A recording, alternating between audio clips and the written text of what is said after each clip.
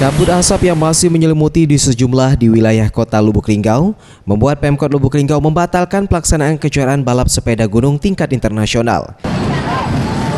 Dari keterangan persnya yang dilakukan Sekretaris Daerah Pemkot Lubuk Linggau, Parigan Syarin bersama Ikatan Sepeda Seluruh Indonesia atau ISSI Sumatera Selatan kepada sejumlah wartawan di kota Lubuk Linggau, gagalnya Lubuk Linggau sebagai tuan rumah kejuaraan balap sepeda tingkat Asia Pasifik ini lantaran kabut asap yang terjadi saat ini sangat mengganggu pelaksanaan kejuaraan nantinya.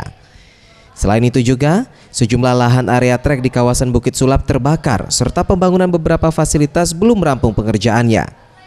Untuk itu, kejuaraan balap sepeda ini dibatalkan dan rencananya akan digelar pada tahun 2016 mendatang dengan jadwal yang belum ditentukan.